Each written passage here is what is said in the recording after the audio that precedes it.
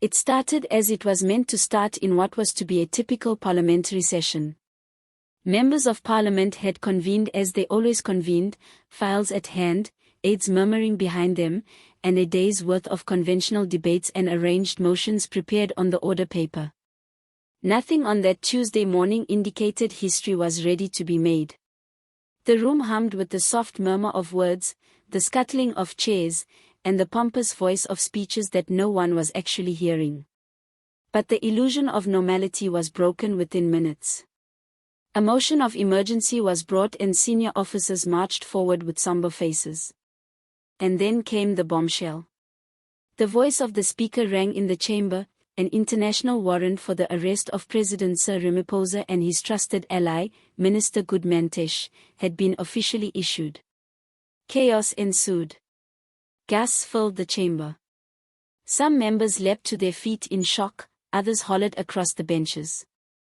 The speaker hammered her gavel frantically, attempting to keep order, but the chamber had long since broken into chaos. Opposition MPs from the EFF and the DA broke into a combination of applause, cheers, and jeers. "Justice at last," one EFF member yelled, while another called for Ramaphosa's immediate resignation. ANC members sat in stunned silence. Some slumped into their seats in shock, others grouped together whispering hysterically, and a few, who had apparently known the storm was coming, slipped quietly from the chamber unnoticed. The greatest surprise, though, was not the warrant itself but what had transpired secretly before. Unbeknownst to most of Parliament, Ramaphosa and Mantashe had already left the country. Hours before the session had even started, they had flown out on a private jet in secret. Their destination was not known, but their timing was impeccable. When legislators were only just learning about the charges, the two men were already through all the security checks and had passed out of South African airspace. The charges themselves were breathtaking: financial misdeeds, massive money laundering, and wholesale abuse of public resources. Reports suggested the two leaders had been tipped off, alerted just in time to escape. That revelation sparked immediate rumors, who within the government or police had betrayed the system to enable the president to flee. For many, the notion that a sitting president would rather flee than face trial was inconceivable. And it was happening live. It sent a menacing message to the people, that those in power would stop at nothing, even abandoning their country, to stay above the law.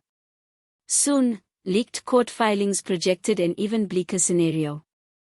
Global legal authorities revealed that the arrest warrant had been under preparation for months.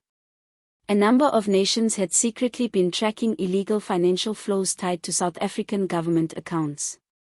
Offshore suspicious transactions had been traced to Europe and Asian shell companies. At first it was only rumors. Then insiders confirmed that a whistleblower had come forward with a treasure trove of documents. The documents reportedly showed Ramaphosa and Mantashe diverting billions of rand from public coffers.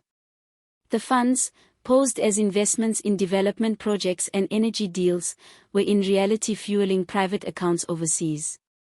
This was no longer about domestic accountability. What had started as whispers of corruption had mushroomed into an international legal debacle. At home, the ANC began disintegrating into internal civil war. With its two most influential leaders now in flight, party divisions widened overnight. Some members clung to loyalty, arguing the warrant was a politically driven foreign hit job. Others deserted, enraged at being left behind to defend scandals they had no part in.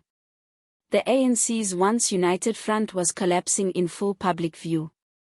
It was Fel Malula, Secretary General of the ANC, who produced perhaps the most dramatic response. In Parliament, on camera, his voice trembled as he spoke to the nation. "I believed in him," Malula said, his voice cracking. "I defended him when others accused him. I trusted him, and now he runs. He leaves us to answer for his betrayal. This is cowardice. This is treason against the people of South Africa." His words echoed through the chamber, drawing not only applause from opposition benches but also visible nods from his own colleagues.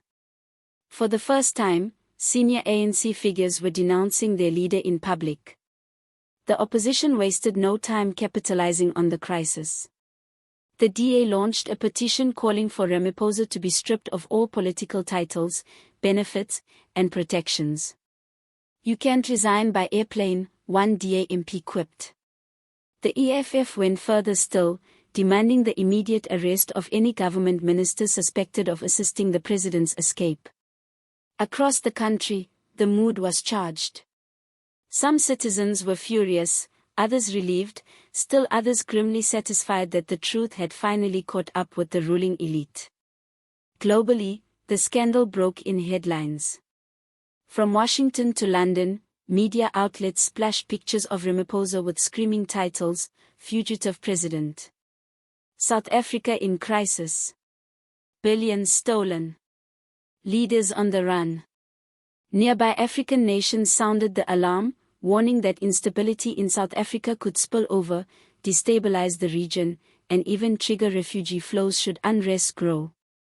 Diplomatically, Pretoria was under siege, its reputation in shreds. Yet amidst the indignation, some analysts described the crisis as a painful but necessary cleansing, an opportunity for South Africa to redefine its leadership, strengthen its institutions, and finally fulfill the promise of accountability enshrined in its constitution. "This is our moment," one political analyst declared. "We can collapse into despair, or we can rise and demonstrate that no leader is above the law." Lawyers assured the public that the international arrest warrant was still active and binding. If Ramaphosa or Mantashe set foot in any cooperating country, they could be arrested and extradited. Their escape gave them time, but not immunity. Both men were now fugitives, their every step monitored by law enforcement authorities around the world. In South Africa, however, the political costs were devastating. The ANC was at war with itself, its reputation in tatters. The opposition sensed opportunity and mobilized with vigor. Citizens, meanwhile, were left asking themselves a painful question: had their democracy been stolen by elites who believed themselves untouchable? This was only the beginning of the story. Each advance, each revelation, each press conference would shape not just the fate of Ramaphosa and Mantashe, but the very future of South Africa's democracy. In the weeks ahead, the nation would wait to see whether justice truly extends to the powerful, or whether, once again, as so often before, the system would bend to shield them.